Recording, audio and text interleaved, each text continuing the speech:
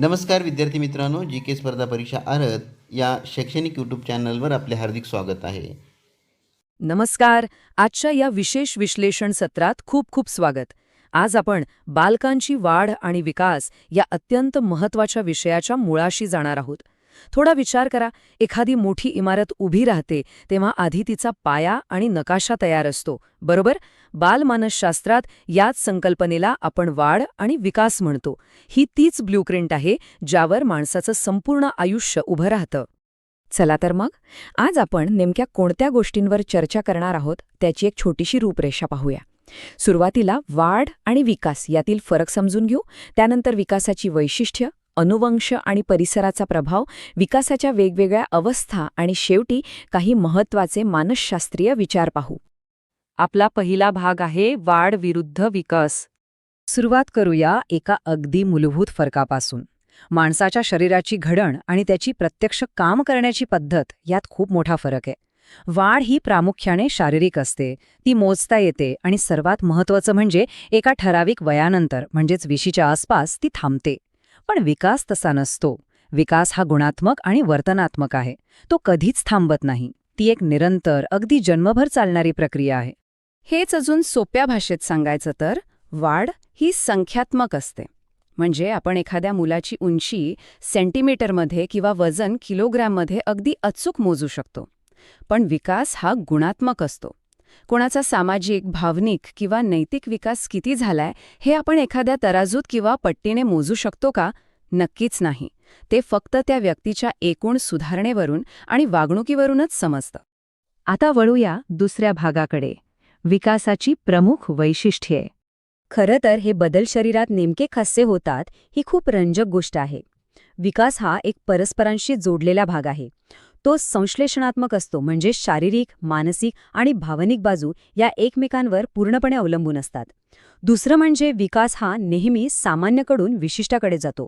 उदाहरणार्थ, बाळ आधी पूर्ण हात हलवतं आणि नंतर बोटांनी एखादी वस्तू पकडायला शिकतं. तसेच हा विकास मस्तकानुवर्ती, म्हणजे नेहमी डोक्याकडून पायाच्या दिशेने होतो. आणि आणखी एक महत्त्वाची गोष्ट, विकासाचा वेग हा सुरुवातीच्या काळात म्हणजे प्राथमिक अवस्थेत सर्वात जास्त असतो. आता आपण मानवी विकासाच्या दोन मुख्य शिल्पकारांबद्दल बोलूया, अनुवंश आणि परिसर. बघा, हे दोन्ही घटक माणसाला घडवतात.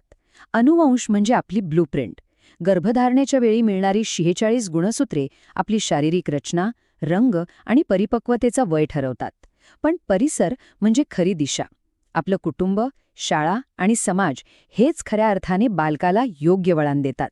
थोडक्यात सांगायचं तर अनुवंश आपल्या मर्यादा ठरवतो, पण परिसर त्या क्षमतांना पूर्णत्वास नेतो.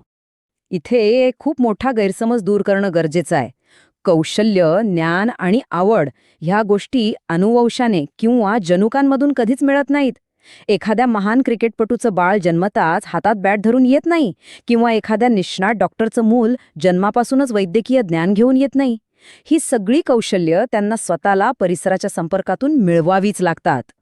आणि म्हणूनच हा एक अतिशय महत्त्वाचा नियम समोर येतो, परागणाचा नियम. निसर्गाकडे समतोल राखण्याची एक भन्नाट यंत्रणा आहे.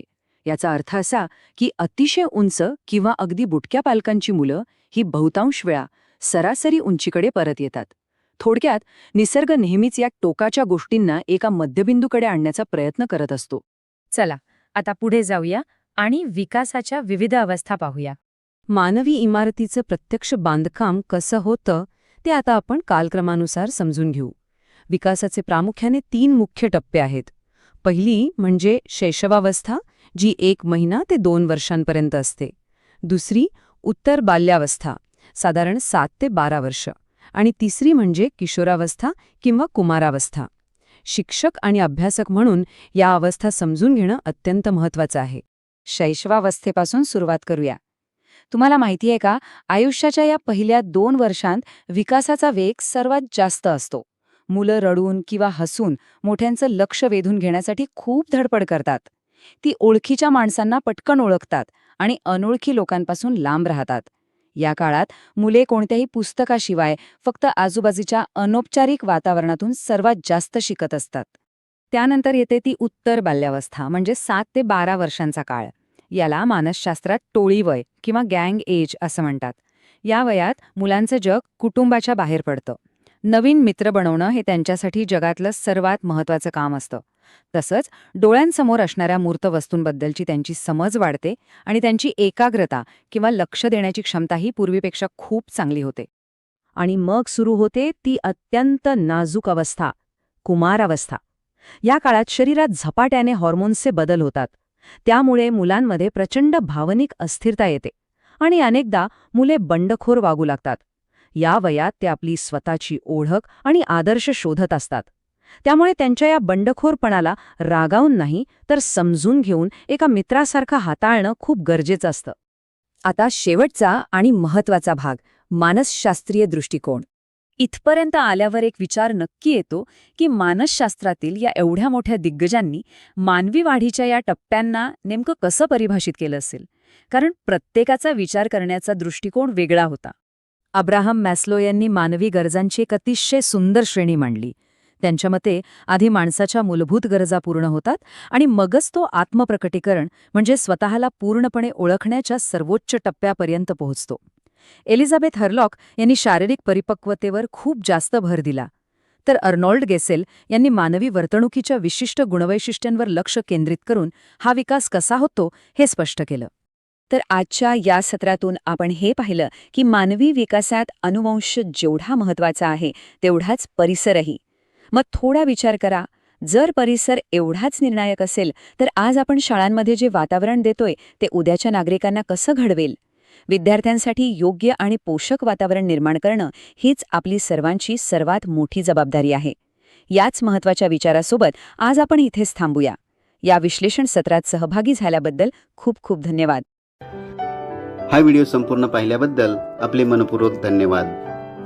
ही बेसिक माहिती तुम्हाला आवडली असल्यास लाईक आणि कमेंट जरूर करा.